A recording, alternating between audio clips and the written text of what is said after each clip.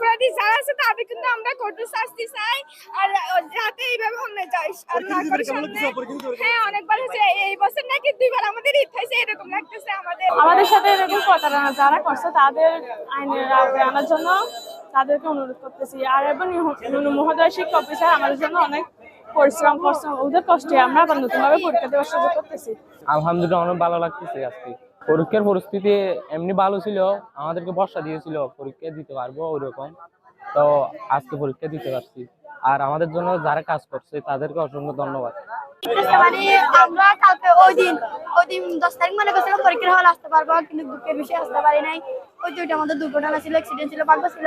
কিন্তু আজকে পরীক্ষা দিতে পেরে যে আমাদের এত খুশি লাগতেছে, মনে হচ্ছে কি মানে ওই রকম খুশি লাগতেছে। আর পরীক্ষা অনেক ভালো হয়েছে আলহামদুলিল্লাহ। দেখি না পরীক্ষার রেজাল্ট কেমন আসে, কিন্তু অনেক অনেক ভালো লাগতেছে। মানে আমাদের যারা আমাদের জন্য অতটুকু চেষ্টা করছে, মানে কষ্ট করছে, তাদেরকে অনেক অনেক ধন্যবাদ। আসলে পরীক্ষা হচ্ছে যে আমাদের অনেক বেশি ভালো হয়েছে। আমরা কাল রাতে মানে যেটা শুনছি যে আমাদের অ্যাডমিট কার্ড দিবে, দেওয়ার পর আমরা মানে একটা প্রিপারেশন নিচ্ছি নিজে করে। তো প্রিপারেশন অনুযায়ী মানে মোটামুটি অনেক ভালোই হয়েছে আমাদের, ইনশাল্লাহ পাস চলে আসবে এরকম। অনেক খুশি, পৃথিবীর মানে কি অনেক খুশি। আজকে পরীক্ষা দিতে আজকে পারছে, ইনভার্ট কার্ড পাইছে, দিচ্ছে আজকে। ভালো লাগতেছে, আমরা অনেক ভালো লাগতেছে। মাননীয় শিক্ষা অফিসার, মাননীয় ইউনো ডিসি বাদর, সরোয়ার জাহান বাদর, এমপি সবাই সহযোগিতা করে আমাদের ছেলে যে আজকে পরীক্ষা দিতে পারছে। অসংখ্য ধরনের খুশি লাগতেছে, মানে আর খুশির তুলনা নাই, আর খুশির আনন্দর হনো আর তুলনা নাই।